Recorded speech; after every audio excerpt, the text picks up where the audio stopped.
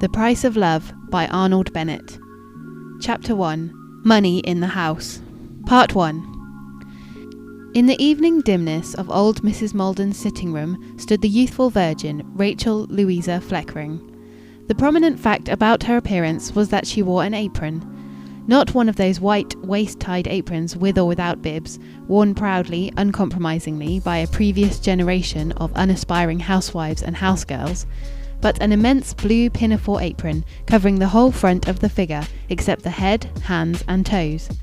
Its virtues were that it fully protected the most fragile frock against all the perils of the kitchen, and that it could be slipped on or off in 1 second, without any manipulation of tapes, pins or buttons and buttonholes, for it had no fastenings of any sort, and merely yawned behind.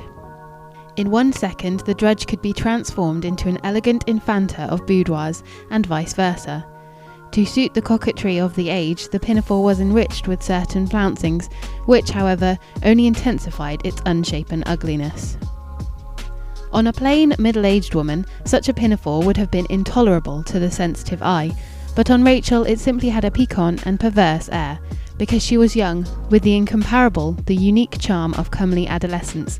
It simply excited the imagination to conceive the exquisite treasures of contour and tint and texture which it veiled. Do not infer that Rachel was a coquette. Although comely, she was homely, a downright girl, scorning and hating all manner of pretentiousness. She had a fine best dress, and when she put it on, everybody knew that it was her best, a stranger would have known. Whereas of a coquette, none but her intimate companions can say whether she is wearing best or second best on a given high occasion. Rachel used the pinafore apron only with her best dress, and her reason for doing so was the sound, sensible reason that it was the usual and proper thing to do. She opened a drawer of the new Sheraton sideboard and took from it a metal tube that imitated brass, about 1 foot long and 1 inch in diameter, covered with black lettering. This tube, when she had removed its top, showed a number of thin wax tapers in various colours. She chose one, lit it neatly at the red fire, and then, standing on a footstool in the middle of the room, stretched all her body and limbs upward in order to reach the gas.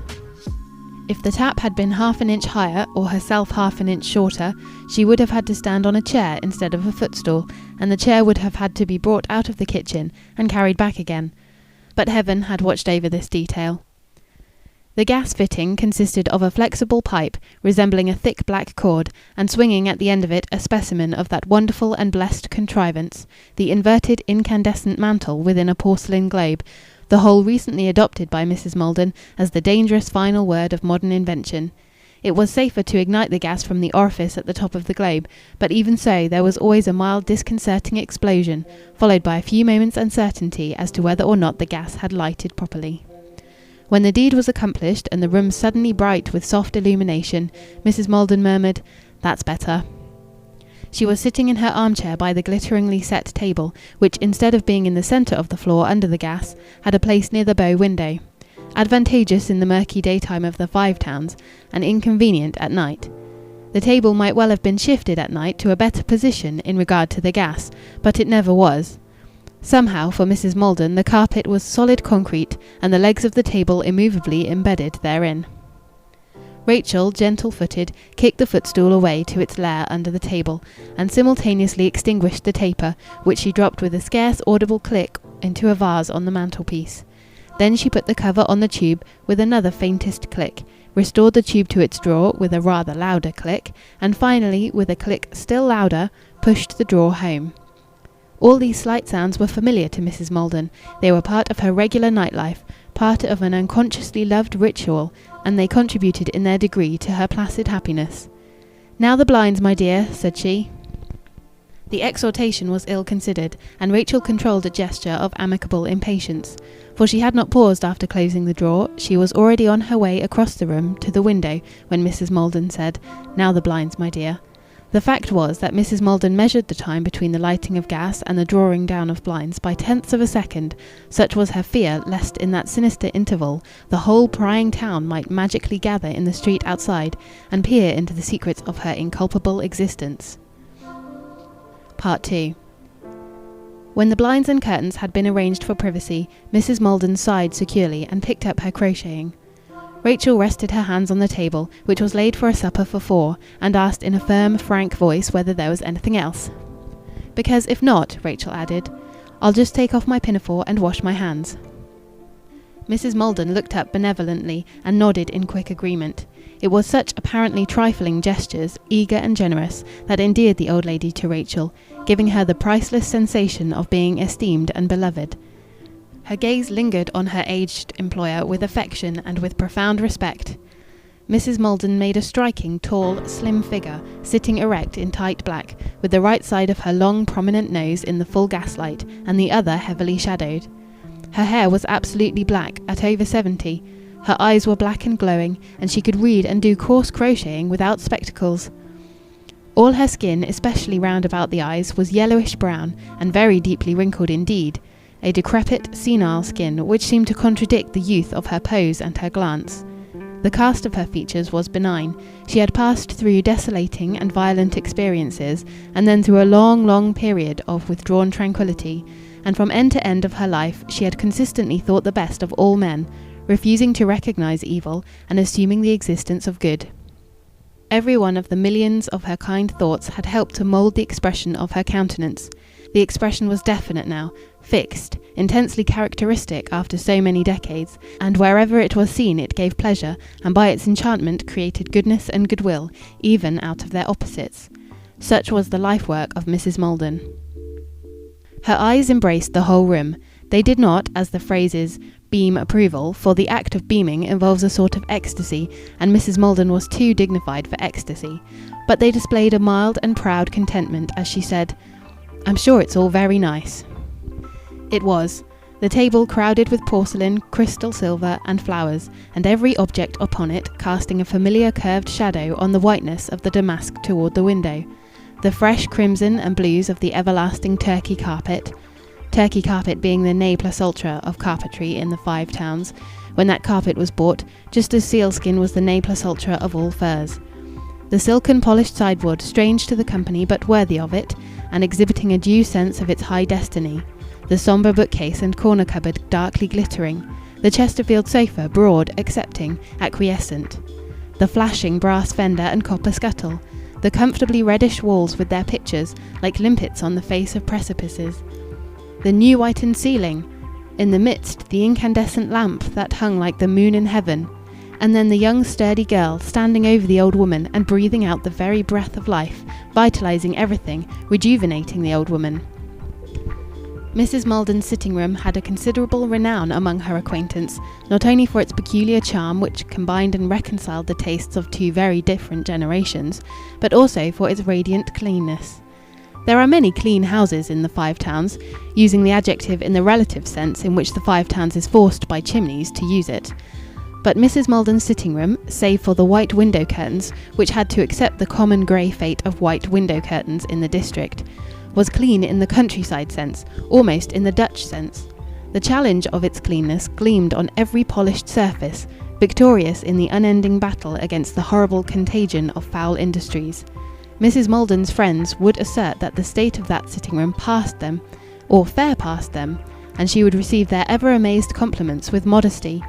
But behind her benevolent depreciation she would be blandly saying to herself, "Yes, I'm scarcely surprised it passes you, seeing the way you housewives let things go on here." The word "here" would be faintly emphasised in her mind, as no native would have emphasised it. Rachel shared the general estimate of the sitting room.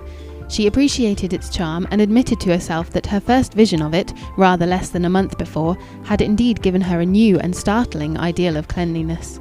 On that occasion it had been evident, from Mrs. Maldon's physical exhaustion, that the housemistress had made an enormous personal effort to dazzle and inspire her new lady companion, which effort, though detected and perhaps scorned by Rachel, had nevertheless succeeded in its aim.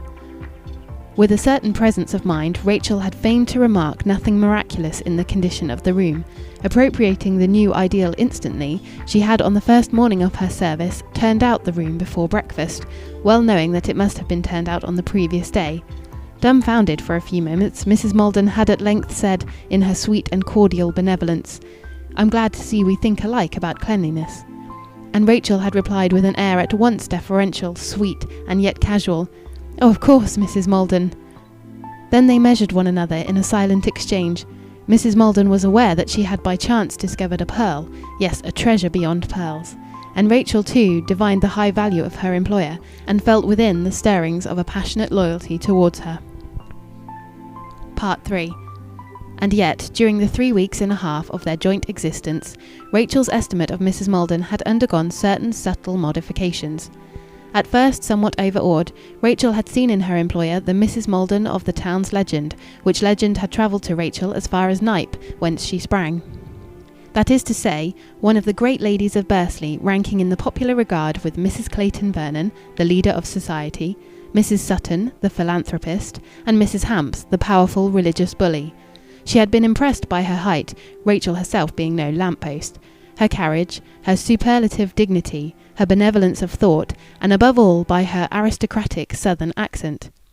After 48 years of the Five Towns, Mrs. Maldon had still kept most of that southern accent, so intimidating to the rough, broad talkers of the district, who take revenge by mocking it among themselves, but for whom it will always possess the thrilling prestige of high life. And then day by day Rachel had discovered that great ladies are, after all, human creatures, strangely resembling other human creatures. And Mrs. Maldon slowly became for her an old woman of 72, with unquestionably wondrous hair, but failing in strength and in faculties, and it grew merely pathetic to Rachel that Mrs. Maldon should force herself always to sit straight upright. As for Mrs. Maldon's charitableness, Rachel could not deny that she refused to think evil, and yet it was plain that at bottom Mrs. Maldon was not much deceived about people, in which apparent inconsistency there hid a slight disturbing suggestion of falseness that mysteriously fretted the downright Rachel. Again, beneath Mrs. Maldon's modesty concerning the merits of her sitting-room, Rachel soon fancied that she could detect traces of an ingenuous and possibly senile house-pride, which did more than fret the lady companion, it faintly offended her. That one should be proud of a possession or of an achievement was admissible, but that one should fail to conceal the pride absolutely was to Rachel, with her Five Towns character, a sign of weakness, a sign of the soft South. Lastly, Mrs. Maldon had, it transpired, her ways. For example, in the matter of blinds and in the matter of tapers. She would actually insist on the gas being lighted with a taper. A paper spill, which was just as good and better, seemed to ruffle her benign placidity, and she was funnily economical with matches. Rachel had never seen a taper before, and could not conceive where the old lady managed to buy the things. In short, with admiration almost undiminished, and with a rapidly growing love and loyalty, Rachel had arrived at the point of feeling glad that she, a mature, capable, sagacious, and strong woman, was there to watch over the last years of the waning and somewhat peculiar old lady. Mrs. Maldon did not see the situation from quite the same angle. She did not, for example, consider herself to be in the least peculiar, but on the contrary, a very normal woman. She had always used tapers. She could remember the period when everyone used tapers. In her view, tapers were far more genteel and less dangerous than the untidy, flaring spill, which she abhorred as a vulgarity. As for matches, frankly, it would not have occurred to her to waste a match when fire was available. In the matter of her sharp insistence on drawn blinds at night, domestic privacy seemed to be one of the fundamental decencies of life, simply that. And as for house pride, she considered that she locked away her fervent feeling for her parlour in a manner marvellous and complete. No one could or ever would guess the depth of her attachment to that sitting-room, nor the extent to which it engrossed her emotional life. And yet she had only occupied the house for 14 years out of the 45 years of her widowhood, and the furniture had at intervals been renewed, for Mrs. Maldon would on no account permit herself to be old-fashioned. Indeed, she had had 5 different sitting-rooms in 5 different houses since her husband's death. No matter. They were all the same sitting-room, all rendered identical by the mysterious force of her dreamy meditations on the past. And moreover, sundry important articles had remained constant to preserve unbroken the chain that linked her to her youth. The table which Rachel had so nicely laid was the table at which Mrs. Maldon had taken her first meal as mistress of a house. Her husband had carved mutton at it, and grumbled about the consistency of toast. Her children had spilt jam on its cloth. And when, on Sunday nights, she wound up the bracket clock on the mantelpiece, she could see and hear a handsome young man in a long frock coat and a large shirt front and a very thin black tie winding it up too, her husband, on Sunday nights. And she could simultaneously see another handsome young man winding it up, her son. Her pictures were admired. "Your son painted this watercolour, did he not, Mrs. Maldon?" "Yes, my son Athelstan." "How gifted he must have been." "Yes, the best judges say he showed very remarkable promise. It's fading, I fear. I ought to cover it up, but somehow I can't fancy covering it up." The hand that had so remarkably promised had lain mouldering for a quarter of a century. Mrs. Maldon sometimes saw it, fleshless, on a cage-like skeleton in the dark grave. The next moment she would see herself tending its chilblains. And if she was not peculiar, neither was she waning. No. 72, but not truly old. How could she be truly old when she could see, hear, walk a mile without stopping, eat anything whatever, and dress herself unaided? And that hair of hers! Often she was still a young wife or a young widow. She was not preparing for death. She had prepared for death in the 70s. She expected to live on in calm satisfaction through indefinite decades. She savoured life pleasantly, for its daily security was impregnable. She had forgotten grief.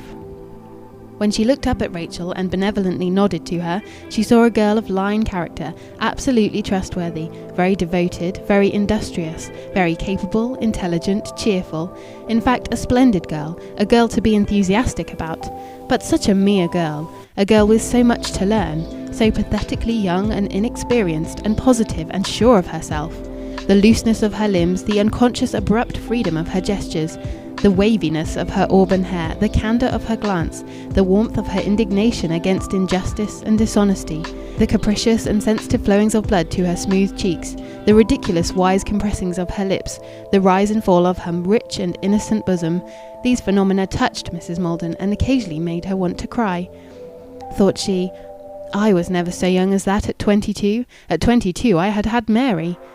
The possibility that in spite of having had Mary, who would now have been 50 but for death, she had as a fact been approximately as young as that at 22, did not ever present itself to the waning and peculiar old lady.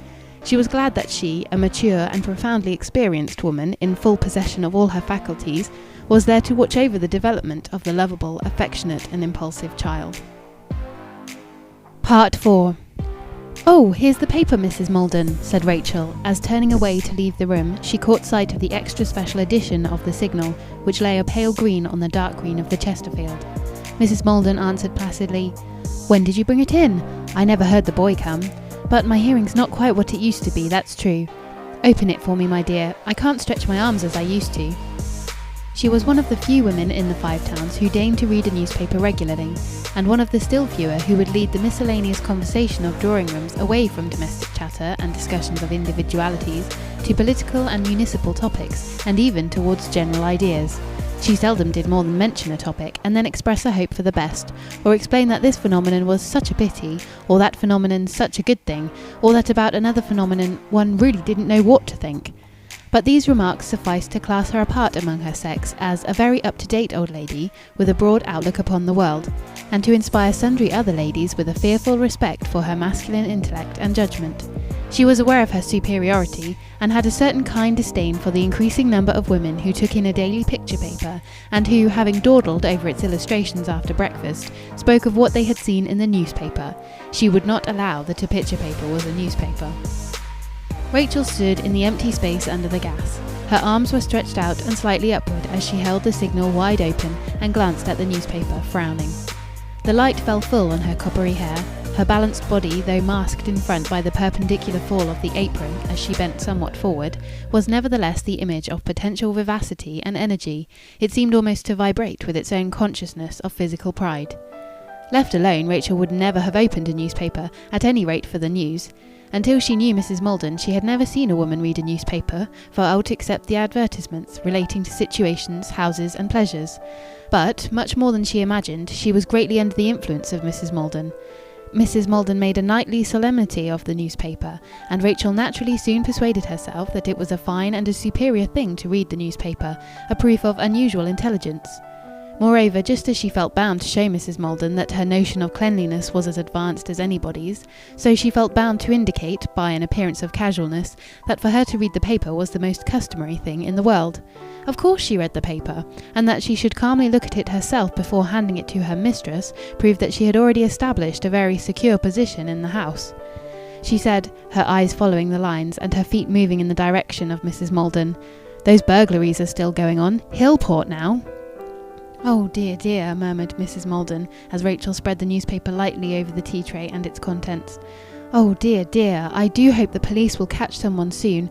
I'm sure they're doing their best, but really—" Rachel bent with confident intimacy over the old lady's shoulder, and they read the burglary column together, Rachel interrupting herself for an instant to pick up Mrs. Maldon's ball of black wool which had slipped to the floor.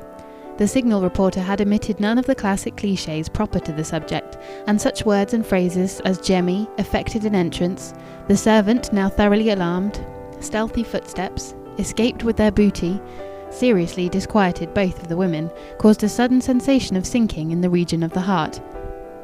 Yet neither would put the secret fear into speech, for each by instinct felt that a fear once uttered is strengthened and made more real. Living solitary and unprotected by male sinews, in a house which, though it did not stand alone, was somewhat withdrawn from the town, they knew themselves the ideal prey of conventional burglars with masks, dark lanterns, revolvers and jemmies. They were grouped together like some symbolic sculpture, and with all their fortitude and common sense, they still in unconscious attitude expressed the helpless and resigned fatalism of their sex before certain menaces of bodily danger, the thrilled expectant submission of women in a city about to be sacked. Nothing could save them if the peril entered the house, but they would not say aloud, "Suppose they came here, how terrible!" They would not even whisper the slightest apprehension. They just briefly discussed the matter with a fine air of indifferent aloofness, remaining calm while the brick walls and the social system which defended that bright and delicate parlour from the dark savage universe without seemed to crack and shiver. Mrs. Maldon, suddenly noticing that one blind was half an inch short of the bottom of the window, rose nervously and pulled it down further. "Why didn't you ask me to do that?" said Rachel, thinking what a fidgety person the old lady was. Mrs. Maldon replied, "It's all right, my dear. Did you fasten the window on the upstairs landing?" As if burglars would try to get in by an upstairs window, and on the street, thought Rachel, pityingly impatient.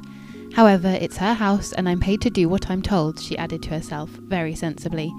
Then she said aloud in a soothing tone, "No, I didn't, but I will do it." She moved towards the door, and at the same moment a knock on the front door sent a vibration through the whole house. Nearly all knocks on the front door shook the house, and further, burglars do not generally knock as a preliminary to effecting an entrance. Nevertheless, both women started, and were ashamed of starting. "Surely he's rather early," said Mrs. Maldon with an exaggerated tranquillity. And Rachel, with a similar lack of conviction in her calm gait, went audaciously forth into the dark lobby. Part 5. On the glass panels of the front door, the street lamp threw a faint, distorted shadow of a bowler hat, two rather protruding ears, and a pair of long, outspreading whiskers, whose ends merged into broad shoulders.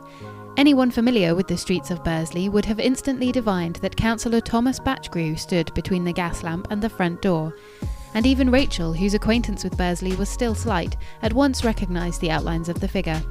She had seen Councillor Batchgrew one day conversing with Mrs. Maldon in Moorthorne Road, and she knew that he bore to Mrs. Maldon the vague but imposing relation of trustee. There are many, indeed perhaps too many, remarkable men in the Five Towns. Thomas Batchgrew was one of them. He had begun life as a small plumber in Bursley marketplace, living behind and above the shop, and begetting a considerable family, which exercised itself in the backyard among empty and full turpentine cans. The original premises survived as a branch establishment, and Batchgrew's latest married grandson condescended to reside on the first floor, and to keep a motor car and a tricar in the backyard, now roofed over, in a manner not strictly conforming to the building bylaws of the borough. All Batchgrew's sons and daughters were married, and several of his grandchildren also, and all his children, and more than one of the grandchildren, kept motor cars. Not a month passed but some Batchgrew, or some Batchgrew's husband or child, bought a motor car or sold one, or exchanged a small one for a larger one, or had an accident, or was gloriously fined in some distant part of the country for illegal driving. Nearly all of them had spacious detached houses with gardens and gardeners, and patent slow combustion grates, and porcelain bathrooms comprising every appliance for luxurious splashing. And with the exception of one son who had been assisted to Valparaiso in order that he might there seek death in the tankard without outraging the family, they were all teetotalers, because the old man, old Jack, was a teetotaler. The family pyramid was based firm on the old man. The numerous relatives held closely together like an alien oligarchical caste in a conquered country. If they ever did quarrel, it must have been in private. The principal seat of business, electrical apparatus, heating apparatus, and decorating and plumbing on a grandiose scale, in Hambridge, had over its immense windows the sign, John Batchgrew and Sons. The sign might well have read, John Batchgrew and sons, daughters, daughters-in-law, sons-in-law, grandchildren and great-grandchildren. The Batchgrew partners were always tendering for, and often winning, some big contract or other for heating and lighting and embellishing a public building or a mansion or manufactory. They by no means confined their activities to the Five Towns, having an address in London and another in Valparaiso. And small private customers were ever complaining of the inaccuracy of their accounts for small jobs. People who, in the age of Queen Victoria's earlier widowhood, had sent for Batchgrew to repair a burst spout, still by force of habit sent for Batchgrew to repair a burst spout, and still had to call at Batchgrew's about mistakes in the bills, which mistakes, after much argument and asseveration, were occasionally put right. In spite of their prodigious expenditures, and of a certain failure on the part of the public to understand where all the money came from, the financial soundness of the Batchgrews was never questioned. In discussing the Batchgrews, no bank manager and no lawyer had ever by an intonation or a movement of the eyelid hinted that earthquakes had occurred before in the history of the world and might occur again.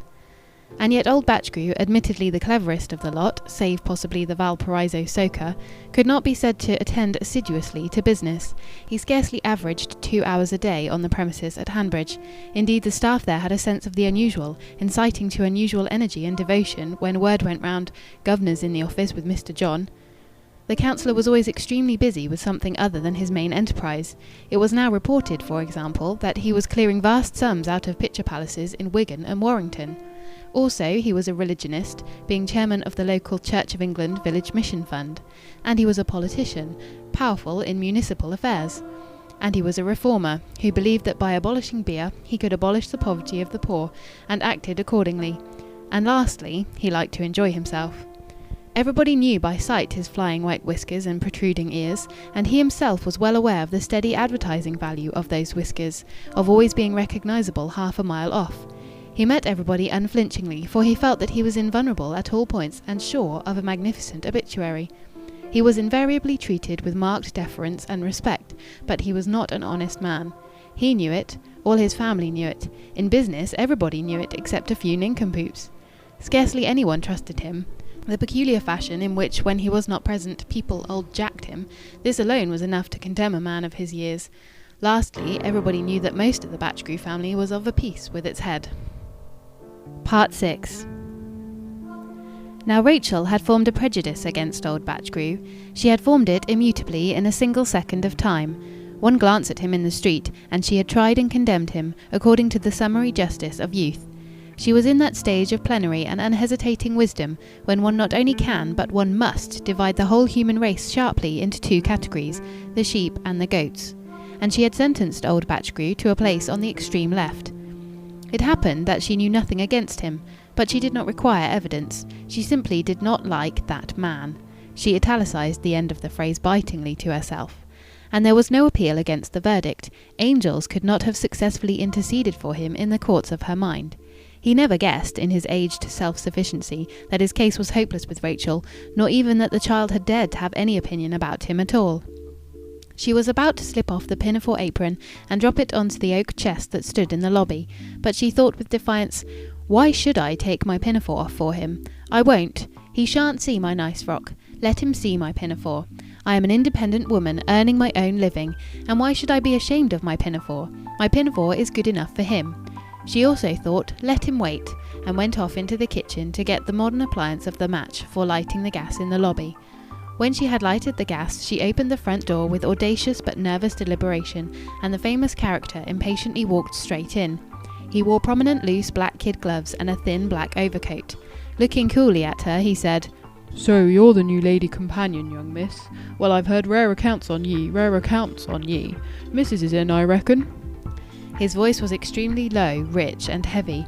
It descended on the silence like a thick lubricating oil that only reluctantly abandons the curves in which it falls, and Rachel answered faintly, tremulously, "Yes."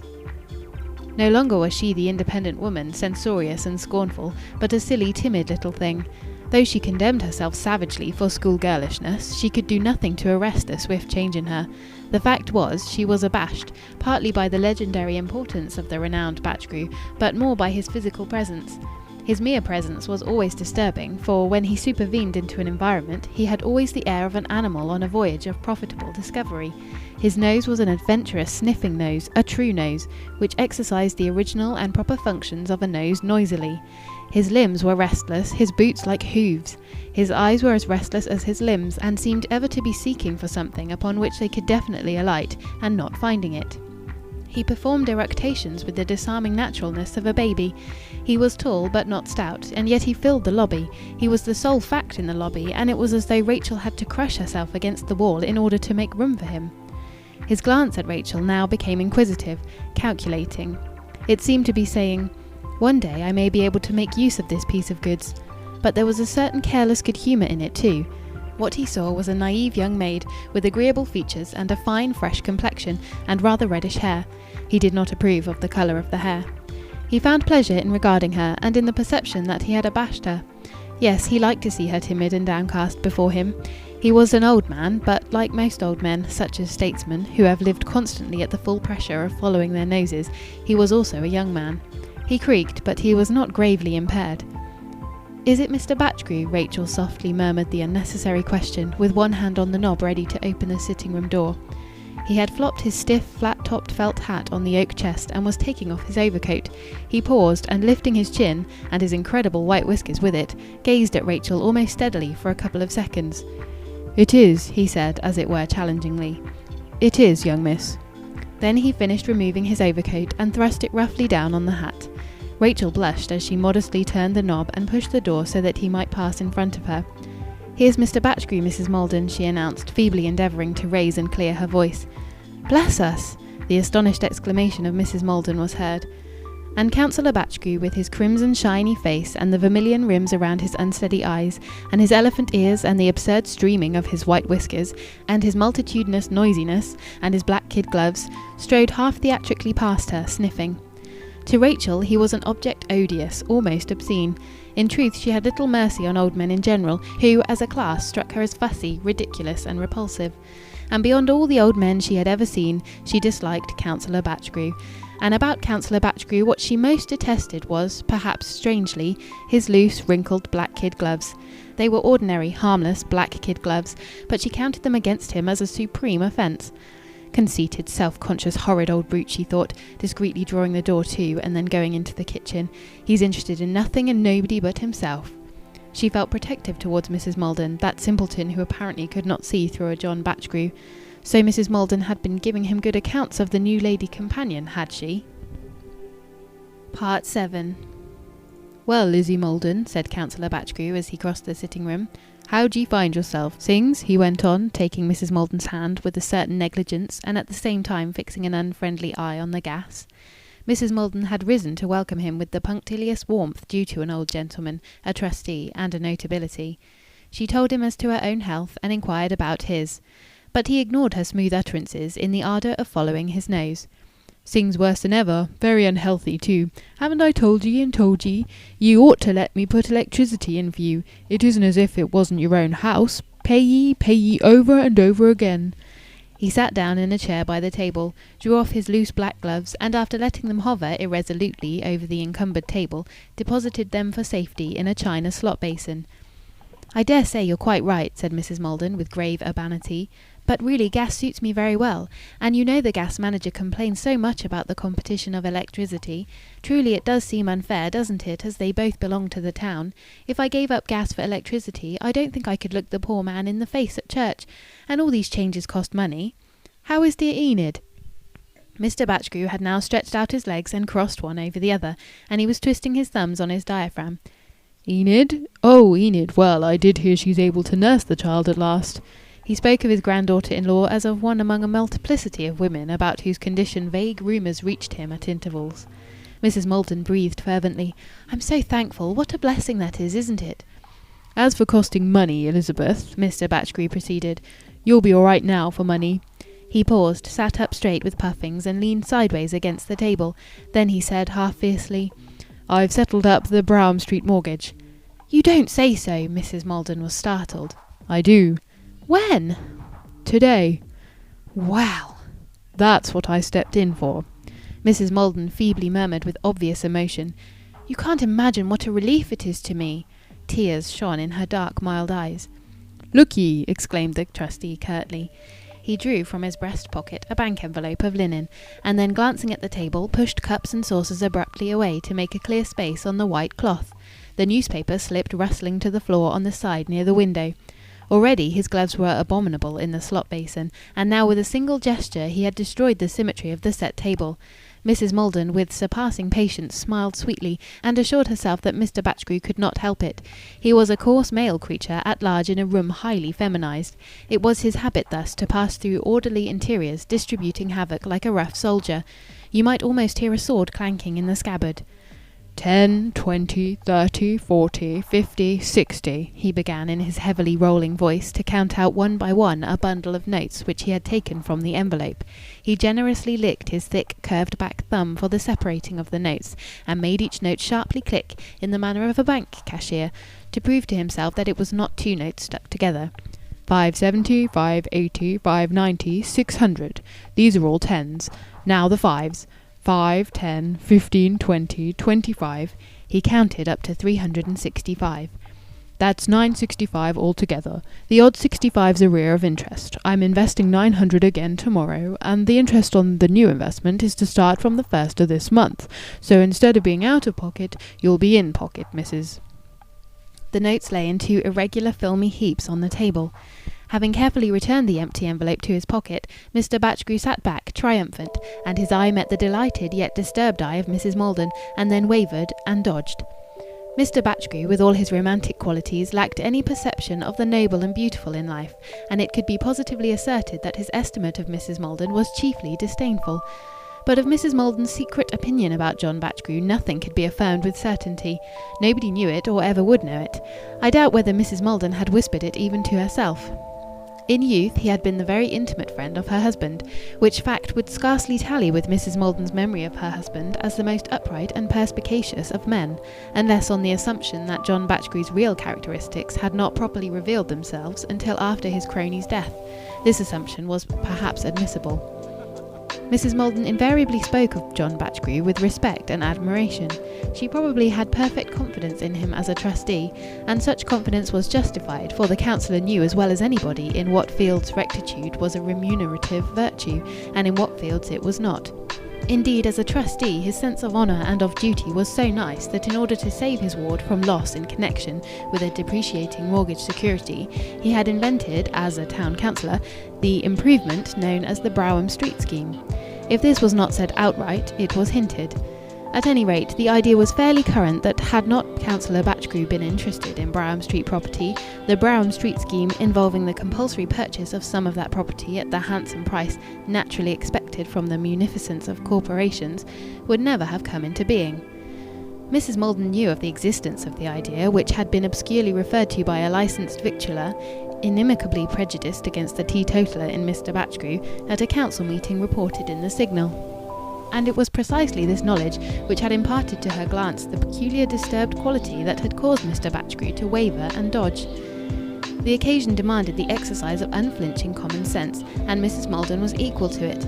She very wisely decided that she ought not to concern herself, and could not concern herself, with an aspect of the matter which concerned her trustee alone, and therefore she gave her heart entirely up to an intense gladness at the integral recovery of the mortgage money.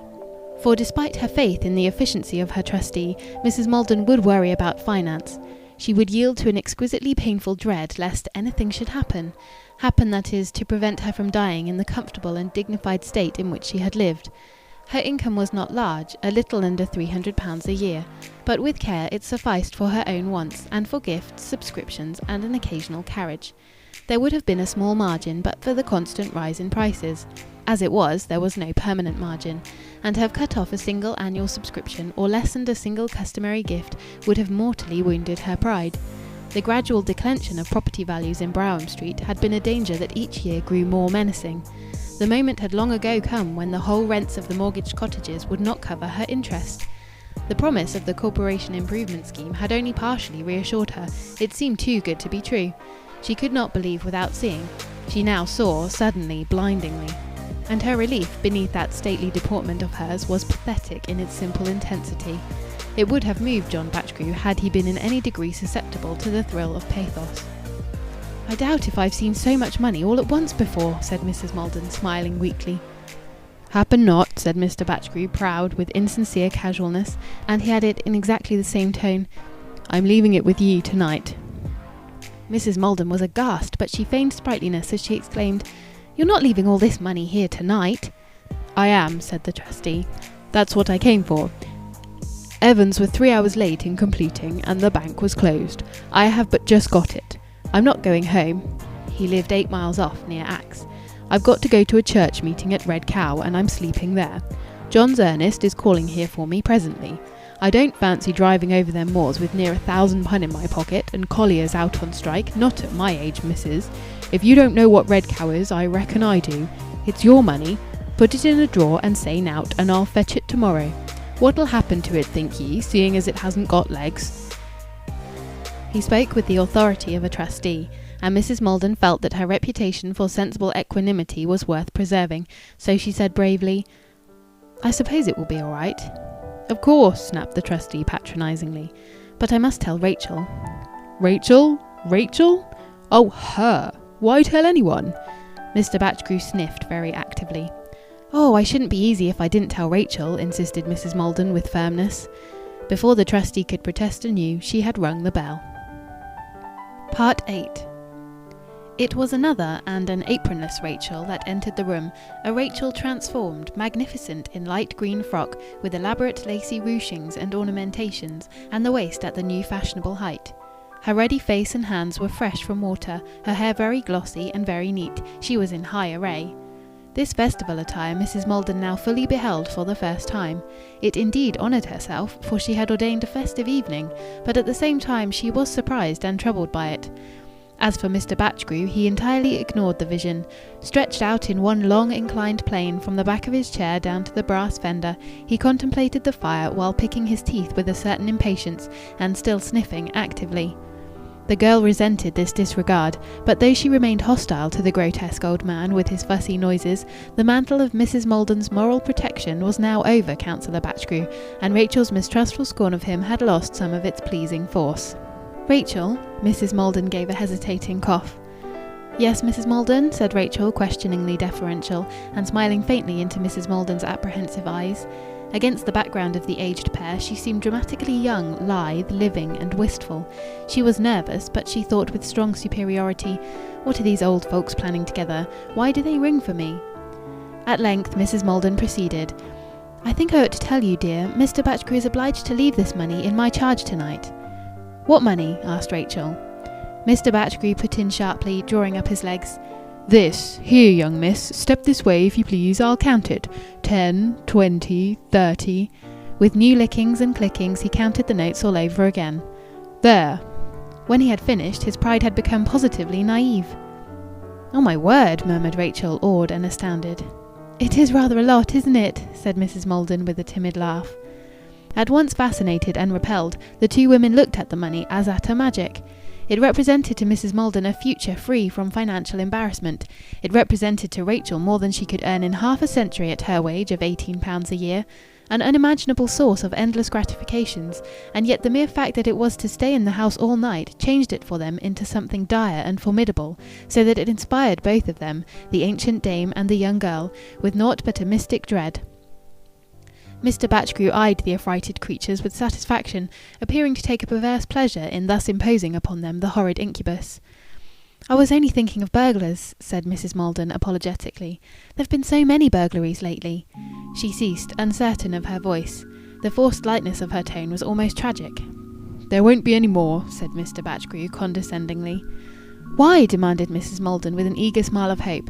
"Have they caught them then? Has Superintendent Snow—" "They have their hands on them. Tomorrow there'll be some arrests," Mr. Batchgrew answered, exuding authority, for he was not merely a town councillor, he was brother-in-law to the superintendent of the borough police. "Caught 'em long ago if the county police had been a bit more reliable." "Oh!" Mrs. Maldon breathed happily. "I knew it couldn't be Mr. Snow's fault. I felt sure of that. I'm so glad." And Rachel also was conscious of gladness. In fact, it suddenly seemed plain to both women that no burglar, certain of arrest on the morrow, would dare to invade the house of a lady whose trustee had married the sister of the superintendent of police. The house was invisibly protected. "And we mustn't forget we shall have a man sleeping here tonight," said Rachel confidently. Of course, I was quite overlooking that," exclaimed Mrs. Maldon. Mr. Batchgrew threw a curt and suspicious question. "What man?"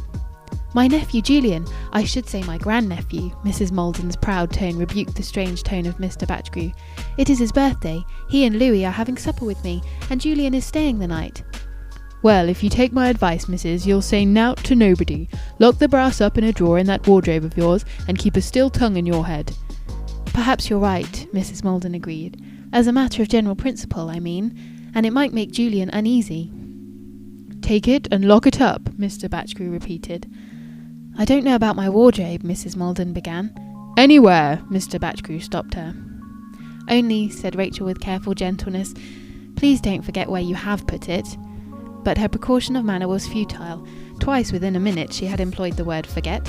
Twice was too often.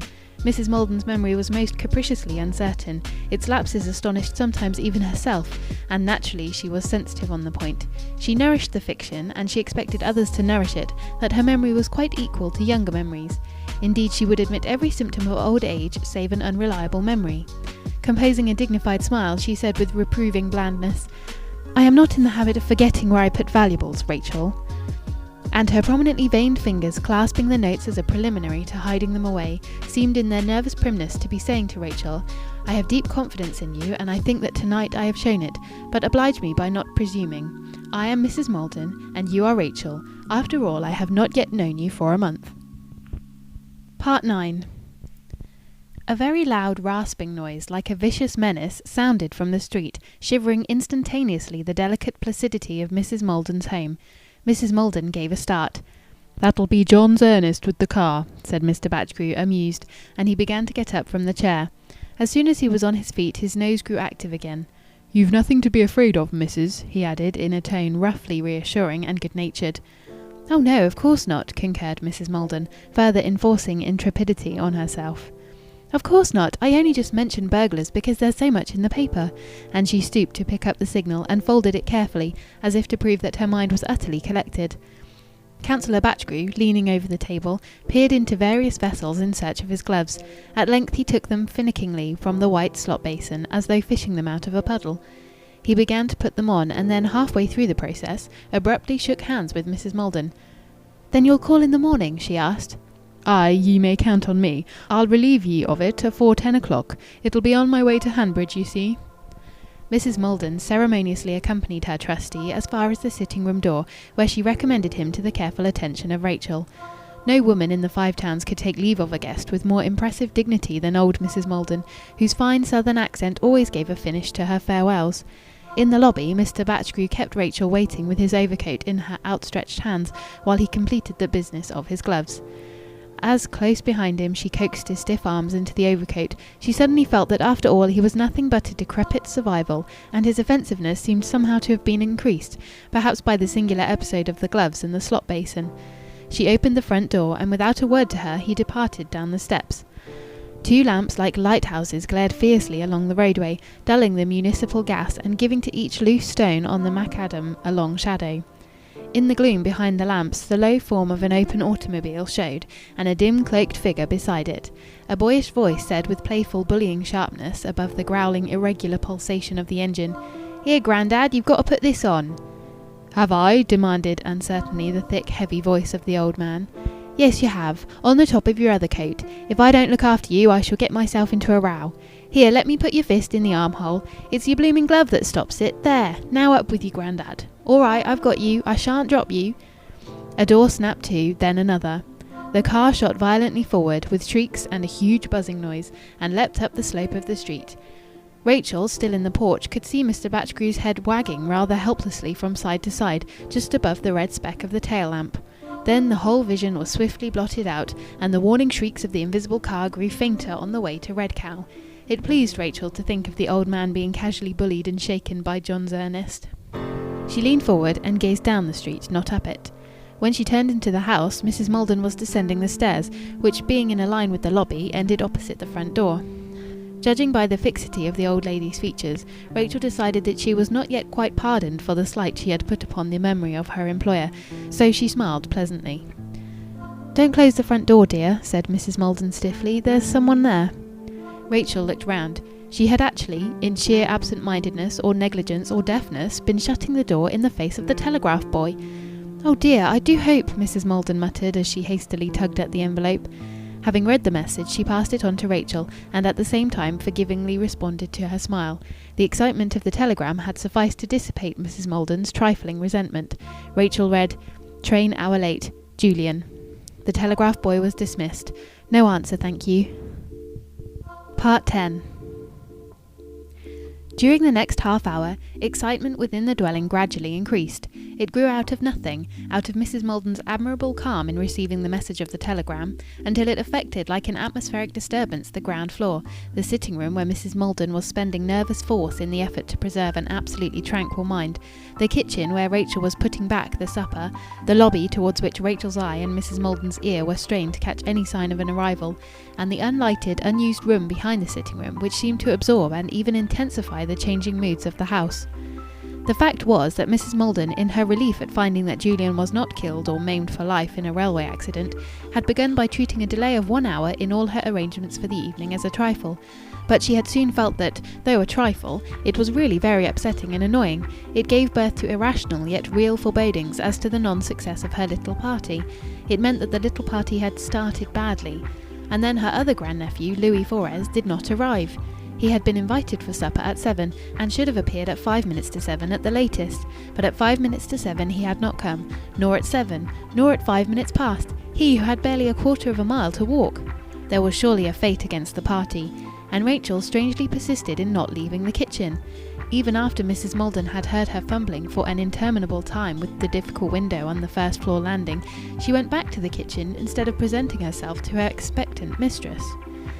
At last Rachel entered the sitting room, faintly humming an air. Mrs. Maldon thought that she looked self-conscious, but Mrs. Maldon also was self-conscious, and somehow could not bring her lips to utter the name of Louis Forres to Rachel, for the old lady had divined a connection of cause and effect between Louis Forres and the apparition of Rachel's superlative frock, and she did not like the connection. It troubled her and offended the extreme nicety of her social code. There was a constrained silence which was broken by the lobby clock striking the first quarter after 7. This harsh announcement on the part of the inhuman clock seemed to render the situation intolerable. 15 minutes past 7, and Louis not come, and not a word of comment thereon. Mrs. Maldon had to admit privately that she was in a high state of agitation. Then Rachel, bending delicately to sweep the hearth with the brass-handled brush proper to it, remarked with an obvious affectation of nonchalance, "Your other guest's late too." If Mrs. Maldon had not been able to speak his name, neither could Rachel. Mrs. Maldon read with painful certainty all the girl's symptoms. "Yes, indeed," said Mrs. Maldon. "It's like as if what must be," Rachel murmured, employing a local phrase which Mrs. Maldon had ever contemned as meaningless and ungrammatical. "Fortunately it doesn't matter, as Julian is late too," said Mrs. Maldon insincerely, for it was mattering very much. "But still, I wonder—" Rachel broke out upon her hesitation in a very startling manner. "I'll just see if he's coming," and she abruptly quitted the room, almost slamming the door. Mrs. Maldon was dumbfounded. Scared and attentive, she listened in amaze for the sound of the front door. She heard it open. But was it possible that she heard also the creak of the gate? She sprang to the bow window with surprising activity and pulled aside a blind 1 inch. There was Rachel tripping hatless and in her best frock down the street. Inconceivable vision, affecting Mrs. Maldon with palpitation. A girl so excellent, so lovable, so trustworthy, to be guilty of the wanton caprice of a minx. Supposing Louis were to see her, to catch her in the brazen act of looking for him. Mrs. Maldon was grieved, and her gentle sorrow for Rachel's incalculable lapse was so dignified, affectionate, and jealous for the good repute of human nature, that it mysteriously ennobled instead of degrading the young creature. Part 11. Going down Bikers Lane amid the soft wandering airs of the September night, Rachel had the delicious and exciting sensation of being unyoked, of being at liberty for a space to obey the strong, free, common sense of youth, instead of conforming to the outworn and tiresome code of another age. Mrs. Maldon's was certainly a house that put a strain on the nerves. It did not occur to Rachel that she was doing out but a very natural and proper thing. The non-appearance of Louis Forres was causing disquiet, and her simple aim was to shorten the period of anxiety. Nor did it occur to her that she was impulsive. Something had to be done, and she had done something. Not much longer could she have borne the suspense. All that day she had lived forward towards supper time, when Louis Forres would appear. Over and over again she had lived right through the moment of opening the front door for him at a little before 7 o'clock. The moments between 7 o'clock and 1:15 had been a crescendo of torment, intolerable at last. His lateness was inexplicable, and he was so close to that not to look for him would have been ridiculous. She was apprehensive, and yet she was obscurely happy in her fears. The large, inviting, dangerous universe was about her. She had escaped from the confining shelter of the house. And the night was about her. It was not necessary for her to wear 3 coats, like the grey spatch crew, in order to protect herself from the night. She could go forth into it with no precaution. She was young. Her vigorous and confident body might challenge perils. When she had proceeded 100 yards, she stopped and turned to look back at the cluster of houses collectively called Bikers. The distinctive bow window of Mrs. Maldon's shone yellow. Within the sacred room was still the old lady, sitting expectant and trying to interest herself in the paper. Strange thought. Bikers Lane led in a north-easterly direction over the broad hill whose ridge separates the lane from the moorlands honeycombed with coal and iron mines. Above the ridge showed the fire and vapour of the first mining villages, on the way to Red Cow, proof that not all colliers were yet on strike. And above that pyrotechny hung the moon. The municipal park, of which Bikers Lane was the northwestern boundary, lay in mysterious and forbidden groves behind its spiked red wall and locked gates, and beyond it a bright tramcar was leaping down from lamp to lamp of Moorthorne Road towards the town. Between the masses of the ragged hedge on the north side of the lane there was the thin gleam of Bikers Pool, lost in a vague, unoccupied region of shawdrucks and dirty pasture, the rendezvous of skaters when the frost held, Louis Forres had told her, and she had heard from another source that he skated divinely. She could believe it too. She resumed her way more slowly. She had only stopped because, though burned with the desire to see him, she yet had an instinct to postpone the encounter. She was almost minded to return, but she went on. The town was really very near. The illuminated clock of the town hall had dominion over it. The golden shimmer above the roofs to the left indicated the electrical splendour of the new cinema in Moorthorne Road, next to the new primitive Methodist chapel. He had told her about that too. In less than 2 minutes, she was among houses again, and approaching the corner of Friendly Street. He would come from the Moorthorne Road end of Friendly Street. She would peep round the corner of Friendly Street to see if he was coming. But before she reached the corner, her escapade suddenly presented itself to her as childish madness, silly, inexcusable, and she thought self-reproachfully, "How impulsive I am," and sharply turned back towards Mrs. Maldon's house, which seemed to be about 10 miles off. A moment later she heard hurried footfalls behind her on the narrow brick pavement, and after one furtive glance over her shoulder she quickened her pace. Louis Forres, in all his elegance, was pursuing her. Nothing had happened to him. He was not ill, he was merely a little late. After all, she would sit by his side at the supper table. She had a spasm of shame that was excruciating, but at the same time she was wildly glad, and already this inebriating illusion of an ingenuous girl concerning a common male was helping to shape monstrous events.